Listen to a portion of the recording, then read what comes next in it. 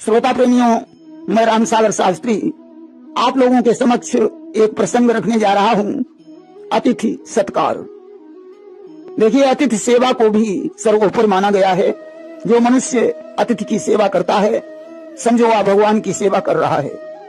आइए अतिथि सेवा पर एक आख्यान प्रस्तुत कर रहा हूं। किसी गांव में एक बहेलिया रहता था, जो रोज जंगल में जाकर पक्षियों को मारकर उनका मांस खाता था। कि बधिक एक अति निर्दय रहाई, अब विपिन जाई पक्षिन कऊ गाई। एक बार वह जंगल में पहुंचा, परंतु वहां उसे कोई पक्षी नजर नहीं आया। कि एक दिवस एक बन ही सिधावा, अताने जीवन एक पावा। इसलिए बहेलिया वापस लौटने वाला था। तब तक हुआ क्या कि उत्तर दिशा से आंधी आई, और भयो अंधेर न सूझई राई। उत्तर दिशा से आंधी आ गई, अब तो अंधेरा हो गया, रास्ता भी नजर नहीं आ रहा था। तब तक उपल वृष्टि भी होने लगी, ठंड से उसका शरीर कांप रहा था। बहेलिया को बड़ी जोर से भूख भी लगी थी।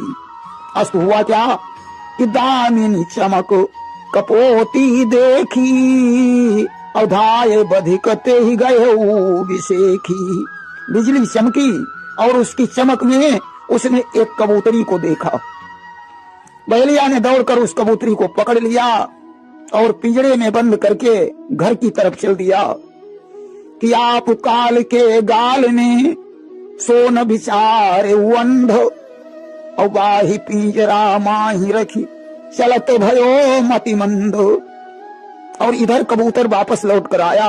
आज उसने देखा कि घोंसला खाली है। विचार करने लगा कि मोते पहले आवती, नित्य बधू गृह माही। आज रही कहाँ प्राण प्रिय, कछु कुशल है नाही। मेरी कबूतरी रोज हमसे पहले आ जाती थी, पता नहीं आज कहाँ रह गई। मेरे हृदय में शंका पैदा हो रही है। और मैं जो अकेल राहूं गृह माही, अप्रियाहीन जीवन कछु नाही।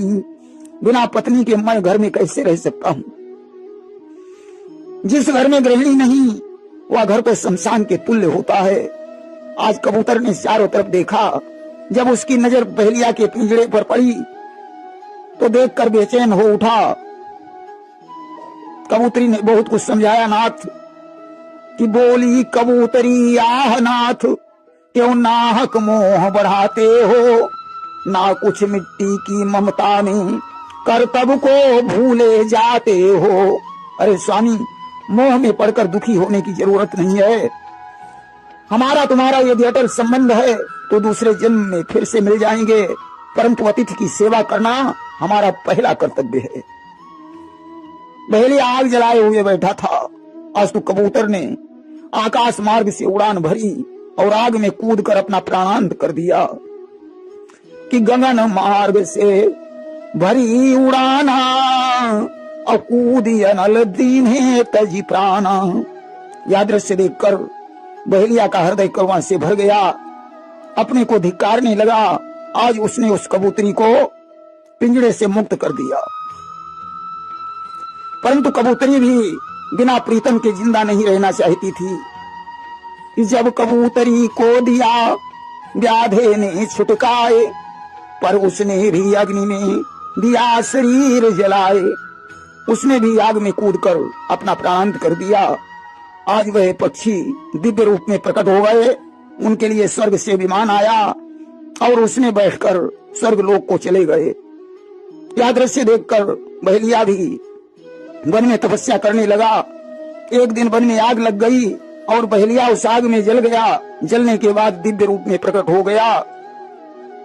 कि दिव्य विमान पार सद लाए, और तापर चढ़ी सो स्वर्ग सिधाए। भगवान के पार्षद विमान लेकर आ गए। विमान पर बैठकर बहेलिया भी स्वर्ग धाम को चला गया। प्रेम से बोलिए वृंदावन बिहारी लाल की जय।